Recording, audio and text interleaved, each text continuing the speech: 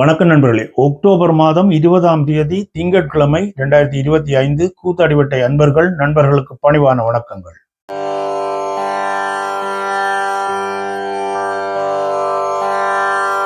இன்றைய தினம் தீபாவளி தினத்தை முன்னிட்டு கூத்தாடிவட்டை அன்பர்கள் நண்பர்களுக்கு முதற்கண் வாழ்த்துக்களை தெரிவித்துக் கொண்டு அடுத்த கட்டமாக செய்திக்கு போகலாம்.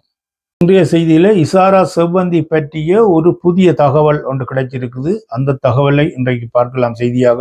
அடுத்ததாக சர்வதேச போலீஸான இன்டர்போல் போலீசினுடைய உதவியை இலங்கை போலீசார் நாடியிருக்கிறார்கள் அல்லது இலங்கை அரசாங்கம் நாடியிருக்கிறது என்று சொல்லி ஒரு தகவல் ஒன்று வந்திருக்கிறது. இந்த இரண்டு செய்தியையும் இன்றைய செய்தியில் பார்க்கலாம்.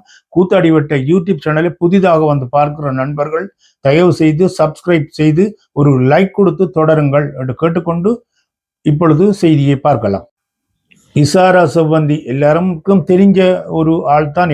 இவ நேபாளத்திலிருந்து கைது செய்யப்பட்டு கொண்டு வந்து 72 மணித்தியாலம் கஸ்டடியில் வைத்து விசாரிக்கலாம் என்று சொல்லி நீதிபதி ஒரு கட்டளையை வழங்கியிருந்தார். அந்த கட்டளைக்கு அமைய விசாரணைக்கு உட்படுத்திய பொழுது இசாரா செவ்வந்தியிடம் இருந்து கிடைத்த சில தகவல்கள், கிகல் பத்ர பத்மேயிடம் இருந்து கிடைக்காத சில தகவல்கள் அல்லது சம்பத் மனம்பேரியிடமிருந்து கிடைக்காத சில தகவல்களை இசாரா செவ்வந்தியிடமிருந்து போலீசார் பெற்றதாக ஒரு உணரக்கூடியதாக இருக்கிறது. இப்ப நடவடிக்கைகளை பார்க்கல அந்த இரண்டு பாதாள உலக குழுக்களிடம் இருந்து கிடைக்காத சில இரகசியங்களை இந்த இசாரா செவ்வந்தி வழங்கிவிட்டாவோ என்ற மாதிரி இருக்கு. ஏனென்றால் இசாரா செவ்வந்திக்கு அவ்வளவு முக்கியத்துவம் கொடுத்து அடுத்த கட்ட விசாரணையை நோக்கி போலீசார் நகர்ந்து கொண்டிருக்கிறார்கள். இசாரா செவ்வந்தி நாட்டை விட்டு வெளியேறதுக்கு புறப்பட்டு வடக்க நோக்கி சென்று முதல் சென்றடைந்த இடம் கிளிநொச்சி என்று சொல்லியும், கிளிநொச்சியில உள்ள ஆனந்தபுரம் என்ற இடத்துல சஜித் பிரேமதாசாவினுடைய ஐக்கிய மக்கள் சக்தி கட்சியின் ஒரு செயற்பாட்டாளருடைய வீட்டில் தான் தங்கியிருந்து அடுத்த இடத்தை நோக்கி நகர்ந்திருக்கிறா என்று சொல்லப்படுது. அந்த சஜித் பிரேமதாசாவினுடைய செயற்பாட்டாளர் ஏன் அப்படி இசாரா செவ்வந்தியை வீட்டுக்குள்ள வரவேற்று வச்சிருந்தார் என்று சொல்லி ஒரு கேள்வி எழும்பும் பொழுது அவர்களும் இந்த போதைப்பொருள் வியாபாரிகளாக இருக்கலாம் என்று சொல்லி விசாரணைகள் அடுத்த கட்டத்தை நோக்கி போகல சாவகச்சேரியில ஒரு 10 பேர் கைது செய்யப்பட்டுட்டனும். இதுக்கிடையில நேற்றைய தினம் 10 பேர் கைது செய்யப்பட்டு விட்டனும். இன்றைய தினம் கிளிநொச்சியிலும் சில பேர் கைது செய்யப்படலாம் என்று சொல்லி ஒரு அச்சம் எழும்பியிருக்கிறதாகத்தான் இன்றைய தகவல்கள் தெரியப்படுத்துகிறது. ஆரம்ப கட்டத்தில் புதுக்கோட்டை நீதிமன்றத்தில் நடந்த கொலைக்கு பிறகு இசாரா செவ்வந்தி காணாமல் போயிட்டான்னு சொல்லி அடுத்த கட்டமாக போலீசார் சல்லடை போட்டு தேடின இடத்துல ஆளை காணவில்லை. அடுத்த நடவடிக்கையாக போலீசார் என்ன செய்திருக்கணும், நீர்கொழும்பில உள்ள இசாரா செவ்வந்தியினுடைய தாயார் இருக்கிற வீட்டுல போய் விசாரிச்ச இடத்துல தாயார் மட்டும்தான் இருந்திருக்கிறா. அவ சொல்லியிருக்கிறா இசாரா செவ்வந்தி இப்ப 1 மாதமாக இங்க வீட்டை வர இல்லையா, அவ எங்கேட்டு தெரியாது என்று சொல்லி இருக்கிறா. அப்ப அந்த கட்டத்தில் என்ன செய்திருக்கணும், போலீசார் அந்த தாயாரை கைது செய்து கொண்டு போய் தடுத்து வச்சிருக்கணும். உங்களுடைய மகள் வந்த பிறகுதான் உங்களை விடலாம் என்று சொல்லி. இது சரியான நடவடிக்கையோ தெரியாது, ஆனால் இப்படி நடந்திருக்கு. அதுக்கு அடுத்ததாக இசாரா செவ்வந்தியினுடைய தம்பியரையும் கைது செய்து கொண்டு போய் தடுப்பு காவலில் வச்சிருந்திருக்கணும்.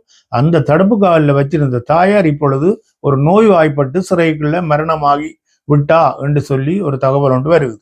தாயாருடைய மரணத்துக்கு பிறகு இசாரா செவ்வந்தியினுடைய தம்பியாரும் ஒரு பிணையில விடுவிக்கப்பட்டு விட்டார் என்று சொல்லி ஒரு தகவல் வெளியில வந்திருக்குது.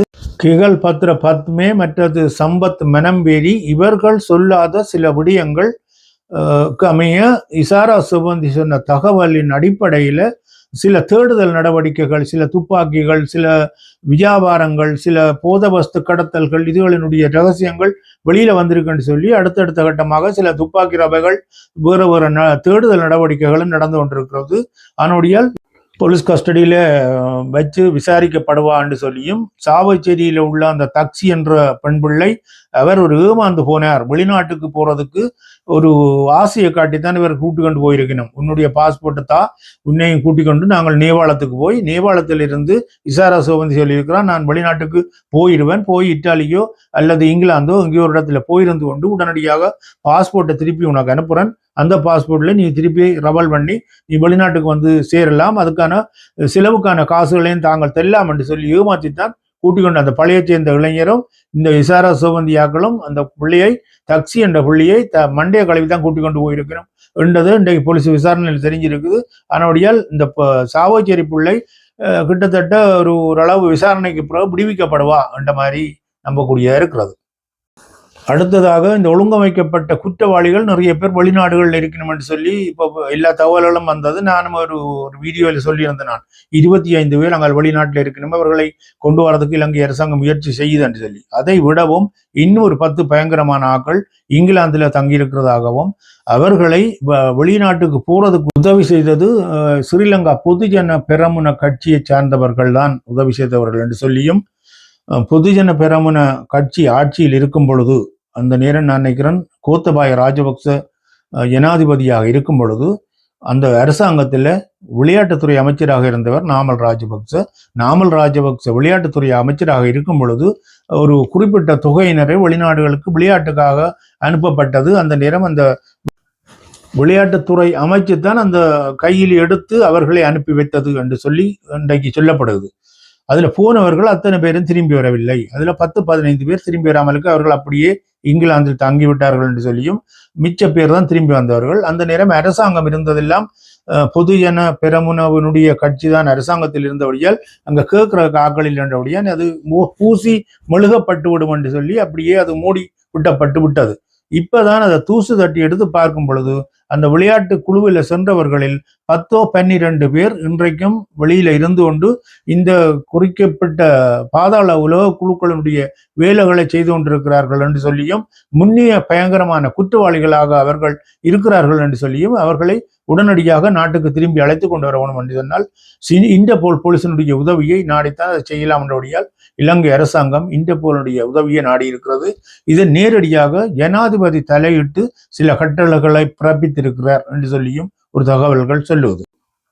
சமீபத்தில் நேபாளத்துக்கு போறதுக்கும் ஒரு போலீஸ் அதிகாரியை அனுப்புறதுக்கும் நேரடியாக தலையீடு ஜனாதிபதியினுடைய தலையீடு இருந்தது என்று சொல்லியும் ஒரு தகவல் ஒன்று வந்தது. அதே போல இன்றைக்கு இன்டர்போலுடைய உதவியை நாடுவதற்கும் ஜனாதிபதி அனுரகுமார திசாநாயக்கா நேரடியாக தலையிட்டுத்தான் அந்த வேலையை செய்திருக்கிறார் என்று சொல்லியும், இந்த குறிப்பிட்ட அந்த 10 குற்றவாளிகளும் வெளிநாடுகளில் இருந்து சிகப்பு அடையாளப்படுத்தப்பட்டு சிகப்பு அடையாளம் பொறிக்கப்பட்ட ஆக்களாக அவர்கள் அது ரெட் நோட்டீஸ் என்று சொல்லினும் தமிழ் எனக்கு சரிய பெரிதில்லை.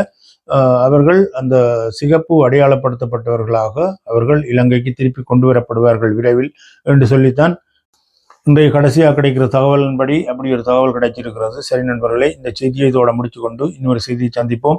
கூத்தாடிப்பட்ட யூடியூப் சேனலில் புதிதாக பார்க்குற நண்பர்கள் தயவு செய்து சப்ஸ்கிரைப் செய்து தொடருங்கள். உங்களுடைய ஒரு லைக்கை நான் எதிர்பார்க்குறேன். உங்களுடைய கருத்துக்கள் எப்படி, என்னுடைய செய்தி எப்படி இருக்கிறது என்று உங்களோட கருத்துக்களை தயவு செய்து உங்கள் கருத்து பகுதியில் பதிவிட்டுக் கொள்ளுங்கள் என்று கேட்டுக்கொண்டு இன்னும் ஒரு செய்தியை சந்திக்கும் வரை மகிழ்ச்சியாக இருப்போம், மகிழ்ச்சியானது செய்வோம், மகிழ்ச்சியானதை பற்றியே அடுத்த அடி எடுத்து வைப்போம். நன்றி, வணக்கம்.